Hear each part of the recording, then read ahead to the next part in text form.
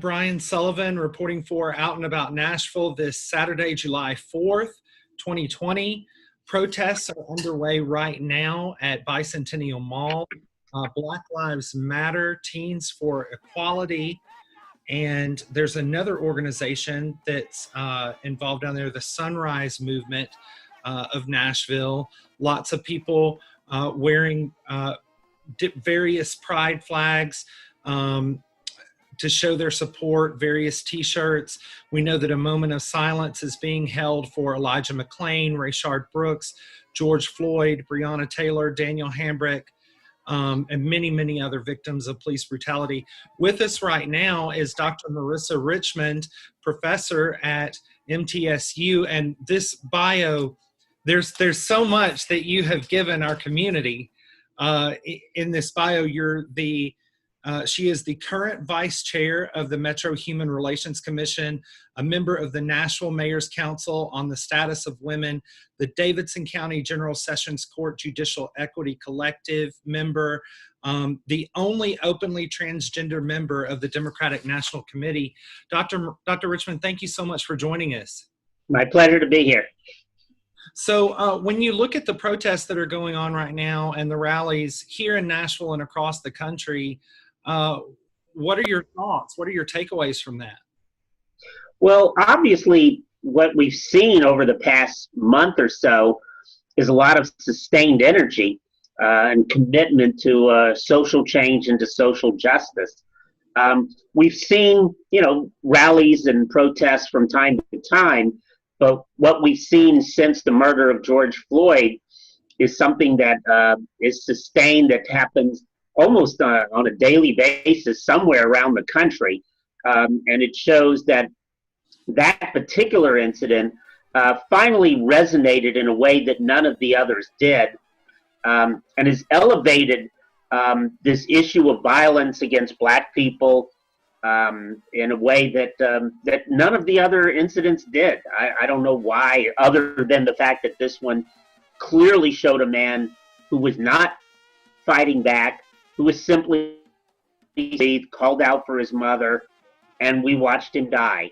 And I think finally the message that we've been putting out there, that there was police brutality against Black people, and certainly for those of us in the trans community, finally starting to catch a hold, and finally leading people to demand an end to systemic racism. Dr. Richmond, with the current COVID crisis that's happening right now and the mask order being issued in Nashville, right now the temperature in Nashville is 92 degrees. You see a lot of people braving the heat, coming out. Why do you feel like this is so important, where people would not only risk the heat, take their holiday to go do this, but also risk possible exposure to COVID? Well, obviously, I am not out there. I'm not. The one rally I've attended so far, I kept my distance. I kept my mask on even while I was speaking. But when you have people fighting for social justice, they're saying that this is bigger than me. But they are making an effort in all of these protests and rallies. We are seeing people wearing masks. And when I was at the Black Trans Lives Matter rally a couple weeks ago, people were maintaining respectful distance. And so, people understand that we have to stand for something. And, it's unfortunate that these protests and rallies are occurring in the middle of a very deadly and dangerous pandemic. But people feel compelled to just take a stand, or to take a knee, as the case might be, and to be counted and to be heard. And that's important, especially on this holiday. Certainly, and there's a number of different groups that are participating, joining together in solidarity with the Black community. And during Pride Month last month, you saw a lot of Pride events pivot to stand in solidarity with the Black community. As someone who intersects in both communities, in the Black community and the LGBTQ community, what can you tell us about the importance of allyship and how those two intersect very naturally? Well, I mean, obviously, these communities are not mutually exclusive. And when we go back and look at the history of Stonewall and even of the earlier protests and riots prior to Stonewall, we do see people of color and trans people playing critical roles in each and every one of those protests and standing up against police harassment and police brutality. And you know, for those of us who do have a foot in more than one community, and as you point out, we live that intersectionality each and every day, you know, it's important that we be visible, we be heard, and that people, you know, who may not necessarily identify as one or the other or both, you know, have to take a stand, because we are not the majority of the population.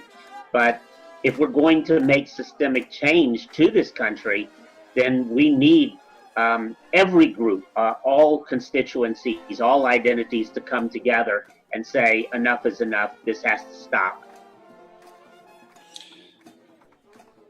We saw yet another divisive speech last night at Mount Rushmore from President Donald Trump, where he was there and he said that he described the left as a far left fascist movement taking place in the country. How would you respond to those accusations made toward the left-leaning political demographic? Well, for starters, for months he's been accusing those on the left of being Antifa, anti-fascist. Now, and that hasn't resonated. So now he's turning around and calling us fascists. I'd like to remind people that after the murder of Miss Heyer in Charlottesville, he was the one who stood up and called Nazis fine people. They are the real fascists out there, not us. We're standing against fascism. We're standing against racism. We're standing against sexism and homophobia and transphobia. And so the president, and sadly, he stood there on stolen land and praised Andrew Jackson. And I tell my own students that Andrew Jackson is the great Satan of American history for indigenous peoples. And for that man to stand there in front of a sacred site that was taken away from them, you know, because of the search for gold, and to have those treaties that have been violated time and time again, and to praise someone who is largely responsible for the ethnic cleansing of this country, was just shameful. You know, I wasn't surprised by it, but it was shameful. Well, one of the things that we've seen as well is he's described many of the Confederate monuments that are coming down across the country, Mississippi now changing their state flag. He has alluded to that being the erasing of history, the erasing of heritage. We've seen him, you know, tweet out several times in all caps, law and order. As someone who has met President Barack Obama and been such a key figure in the Democratic Party, what differences do you see in how you think President Barack Obama or any different president may have handled what's going on with the racial tension in our country right now versus the Trump administration? Well, this summer, since we're all sort of stuck at home, I've been catching up on a lot of reading, including a lot of books looking at presidents and presidential biographies and presidential style. And one thing that we see consistent among virtually every president except the current one is that they listen to people. And Barack Obama listened. He doesn't listen to scientists. He doesn't listen to domestic policy advisors. He doesn't listen to foreign policy advisors. He takes his instructions from the Kremlin. We all know that. And so, I think this is part of the reason why we are where we are, because he believes he's the smartest person in every room. And as an historian, myself and my colleagues, we do our research by going through books and letters and archives. We don't stand there and look at monuments. They're there to promote something, to tell a very narrow story, and especially when it comes to Confederate memorials. And for the President of the United States from the Republican Party, the party of Lincoln, the party of the Union Army, to stand there and claim Confederate memorials are our memorials, which I've heard him say in the last few days, is just ridiculous. It's just totally ridiculous. Do you see, what parallels or differences do you see in the Black civil rights movement of the 1960s, the Stonewall movement, and what is happening now? Well, for one thing, the LGBTQ rights movement, like the women's rights movement, Latino and Asian American and Native American movements, all were inspired by the success and messages of the civil rights movement. And certainly as we're looking today at the Black Lives Matter movement, one of the things that's important is especially when you look at the role of people like Martin Luther King and his advocacy of peaceful nonviolence. And that's what we are seeing from the Black Lives Matter rallies. They are peaceful. It was the president who had his people put tear gas out there, and of course the violence that took place here in Nashville was perpetrated by white supremacists who were trying to blame that violence on the Black Lives Matter movement. And so there is a direct connection, and that people today have learned an important lesson from the tactics of the 1960s, that nonviolence does work. The People's Plaza protest that has been going on since June 12th, they have said to have been calling for the defunding of police, a meeting with Governor Lee, and the removal of the Nathan Bedford Forrest bust at the state capitol. Can you walk us through, because I feel like there's a lot of confusion in what defund the police means, and many people are saying that it's a dog whistle for the Republican Party, where they can take that and sort of say, they're wanting to completely eradicate the police. Can you walk us through what defund the police to mean and how you see it?